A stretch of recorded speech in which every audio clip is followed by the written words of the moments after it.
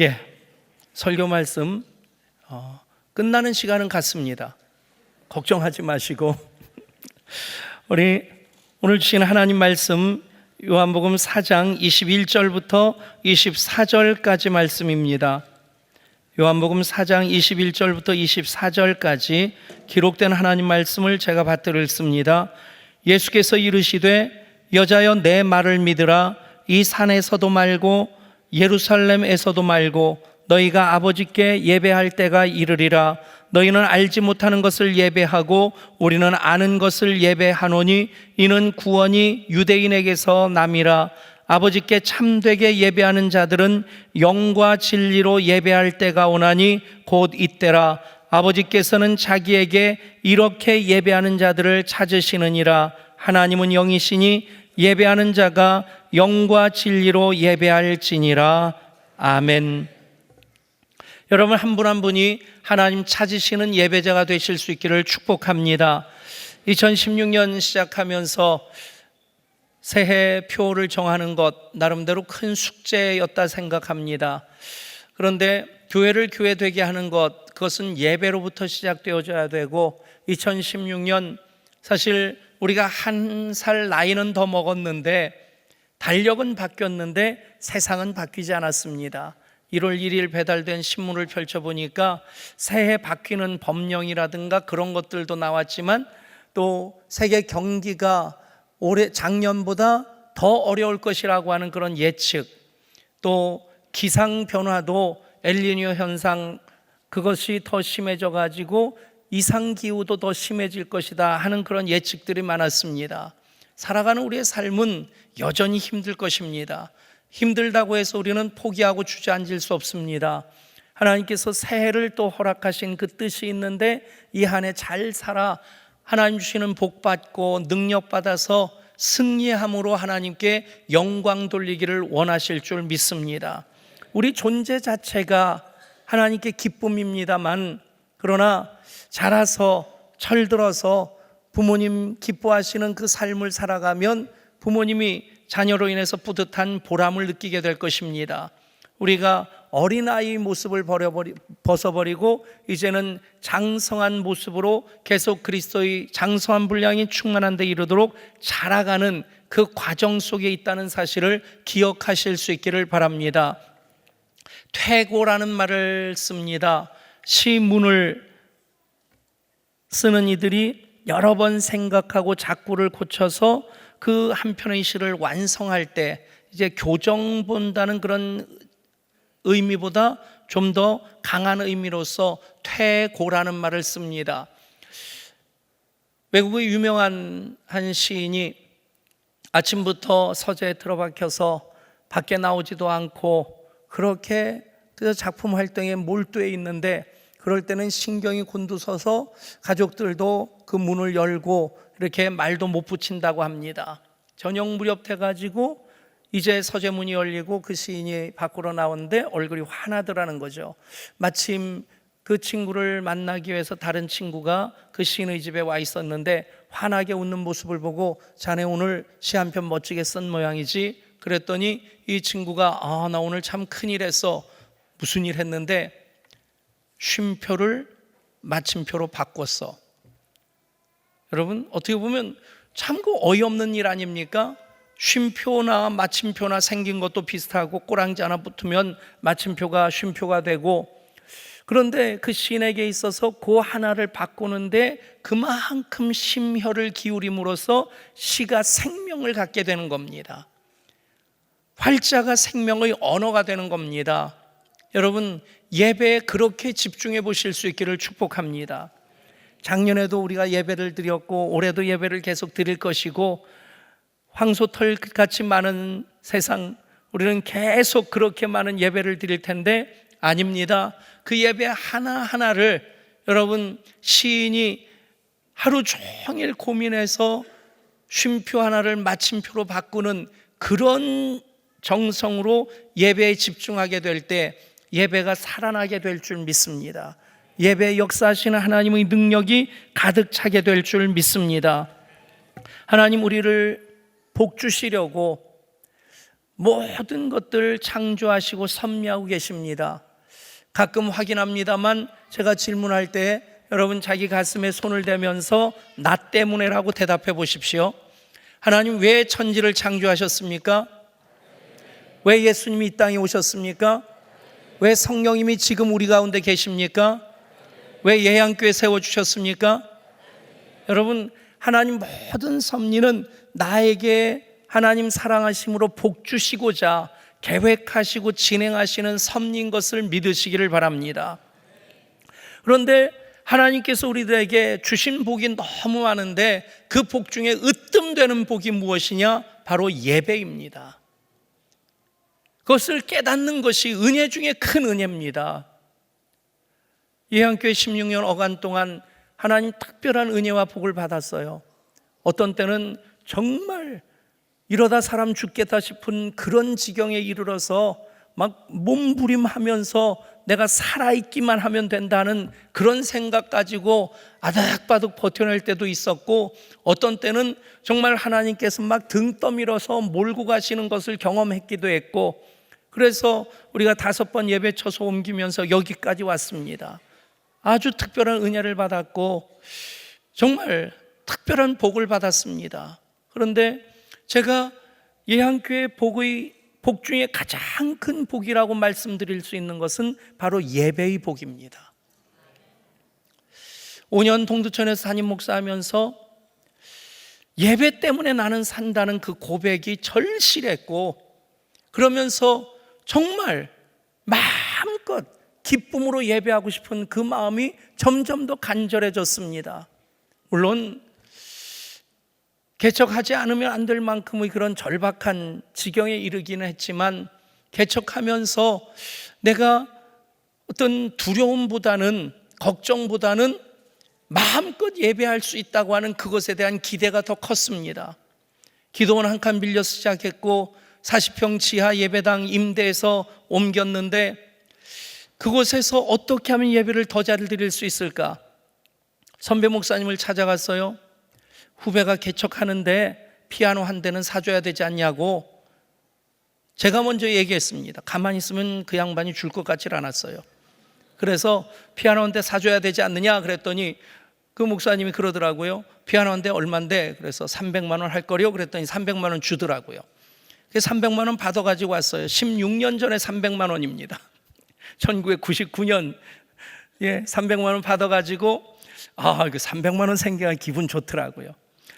피아노 생각하니까 피아노 한 대 값을 받아오긴 했는데 피아노는 우리 집에 있었거든요. 그래서 그 피아노는 내려다 놓고, 그리고 이 돈을 어떻게 쓰면 잘 썼다고 소문날까 고민하다가 지하 예배당이지만 이제 개척하는 예배당이지만 예배 한번 잘 드려보자. 그래서 LED 그 당시에는 LED도 아니죠. LCD 그 프로젝터 그거 하나를 샀는데 비싼 거는 1,000만 원 넘어가고 중고품이 300만 원 하더라고요. 이따만한 거 그거 하나 들고 낑낑거리고 그거 들고 와가지고 얼마나 뿌듯하든지.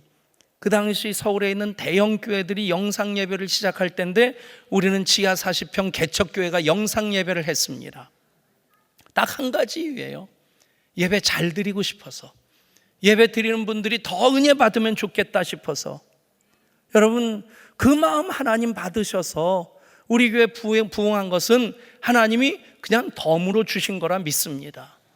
예배 열심히 드리고자 하니까 예배 때 하나님 임재하심을 경험하게 되고 정말 그 간절한 마음이 있는데, 이 예배당 덕정 10년의 비전의 결실이라 믿습니다.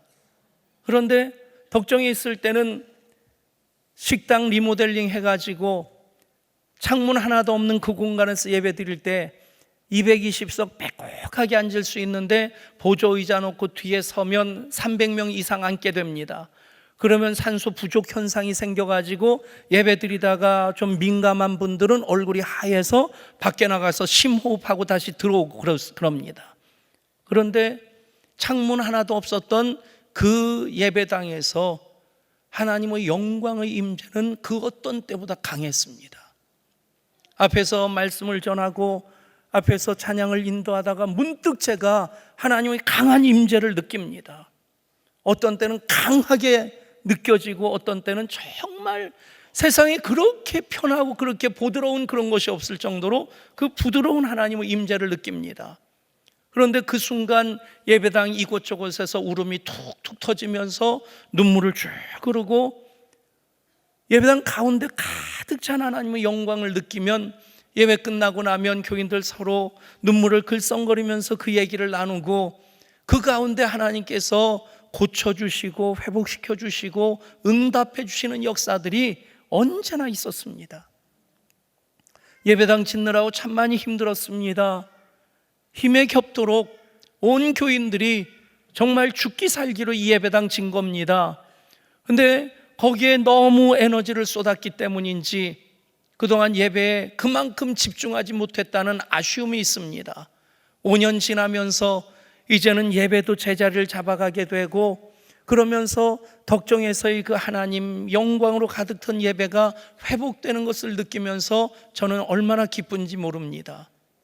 여러분, 그렇게 예배에 집중해 보실 수 있기를 축복합니다. 교회를 교회되게 하는 것은 예배가 예배될 때부터 시작되어지는 것입니다. 우리가 하나님 자녀로서 하나님 영광을 위한 삶을 살기 위해서는 바로 예배가 예배되는 것부터 시작돼야만 합니다. 오늘 말씀 보면 사마리아 수가성의 여인이 등장합니다. 숙명적인 삶을 살던 여인이었습니다. 다른 사람들은 아침 저녁 선선한 때에 물길로 우물로 가는데 이 여인은 한낮 12시에 그 따가운 햇볕을 무릅쓰고 물길로 갑니다. 그 여인에게는 그 따가운 햇볕보다 다른 사람들의 시선이 더 따갑게 느껴졌기 때문에 그 시간을 선택했을 것입니다. 그런데 그곳에 가서 아무도 안 만나기를 원했는데 예수님을 만나게 됩니다. 불편해하는 그 심정이 여실히 다 드러나지 않습니까? 유대인인 당신이 왜 사마리아 여인인 나에게 물을 달라 하십니까? 물 달라고 요청하는데 물 줄 마음이 없었던 겁니다. 그런데 예수님과의 대화를 통해서 이 여인이 깨닫게 된 것이 무엇입니까? 예배가 무엇인지를 알게 됩니다. 그러면서 이분이 그리스도이신 것을 깨닫게 될 때 그 여인은 한 모금 물에 대한 갈증보다 인생에 대한 갈증이 더 컸던 여인입니다. 남편이 5이 있었는데 지금 있는 남편도 남편이 아닌, 글쎄요, 좀 세상 사람들 잘못 생각하는 사람은 그런 생각하는 사람도 있겠죠. 저희 아버님이 어머님과 금술이 아주 좋으셨댔는데 어머님이 이제 천국 가시기 전에 아버님에게 여러 번 당부하셨어요. 나 천국 가면, 나 죽으면 당신 혼자 살지 말고 빨리 재혼하라고. 그런데 딸들은 그게 많이 서운했나 봐요. 그래서 조금 기다리셨다가 그렇게 재혼을 하셨는데 자식으로 참 잘했다는 생각이 드는데, 그런데 집사람이 그러더라고요. 시아버지 재혼하는 거 보더니 당신 절대 그런 일을 있을 수 없을 테니까 꿈도 꾸지 말라고. 꿈 안 꾸고 삽니다.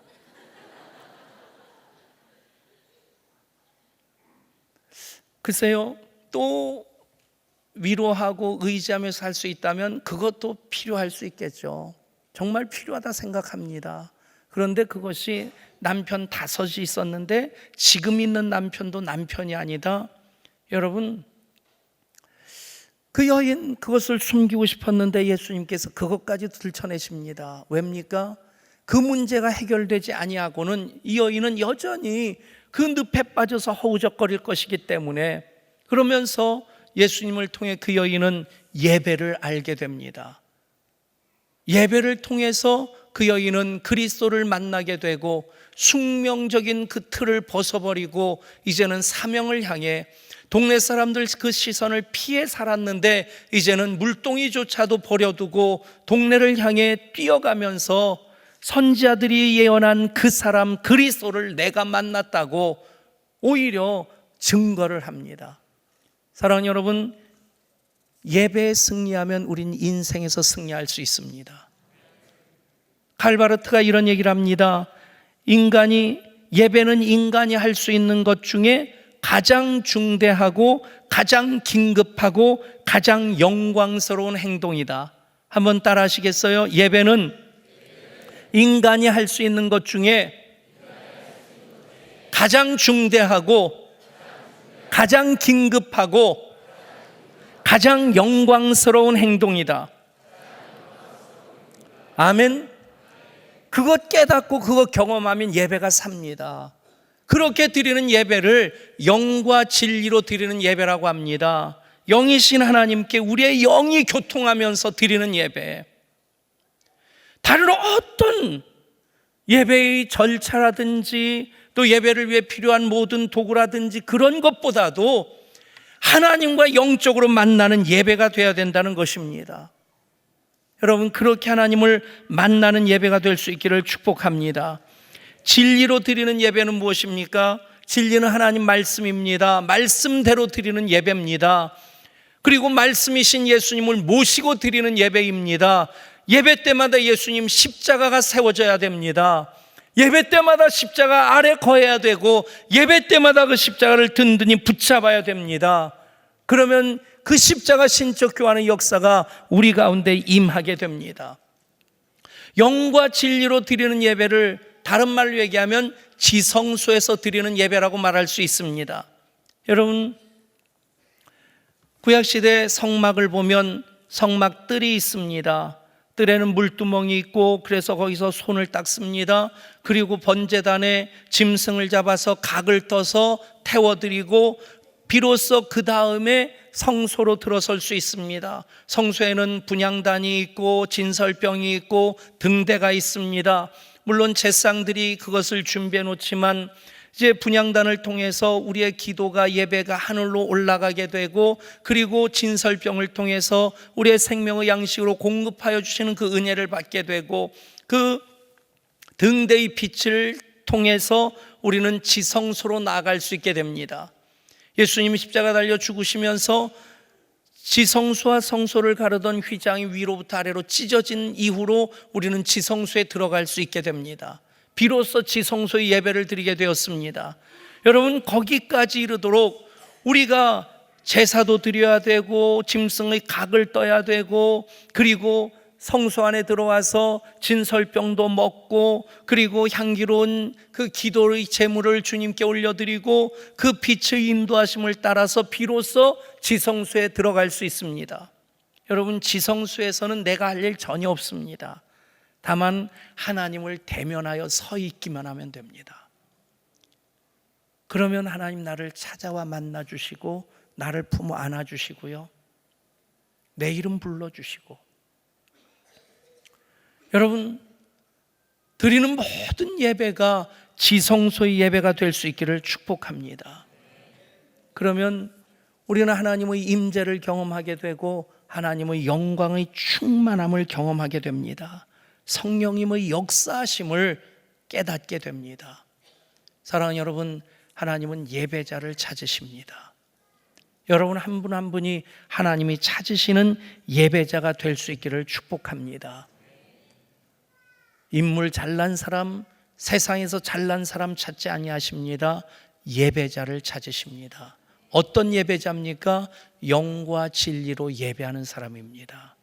사랑하는 여러분, 2016년 그런 예배를 이어드릴 때에 우리는 세상이 아무리 어렵다 할지라도 하나님 주시는 힘과 능력으로 다시 일어서게 될 것이고 우리는 문제를 돌파하면서 하나님 그 손 붙잡아 인도하시는 그 동행하시는 삶을 이어 살게 될 줄 믿습니다. 예배가 하나님 주시는 복 중에 으뜸되는 복입니다. 그것을 내가 고백할 때 깨닫기 시작합니다. 그 경험이 깊어지면 우리는 그것을 누리며 살 수 있게 됩니다. 이 복이 사랑하는 여러분 모두에게 주시는 2016년 주시는 가장 큰 복, 으뜸되는 복이 될 수 있기를 주 예수 그리스도 이름으로 축원합니다. 하나님, 2016년 허락하시고 우리들에게 이제 또 새로운 기회를 주셨습니다. 세상은 여전히 힘들다고 하는데 하나님은 새해를 우리들에게 선물로 주시면서 잘 살아 하나님께 기쁨 되기를 기대하십니다. 그것이 예배로부터 시작되게 하여 주옵소서.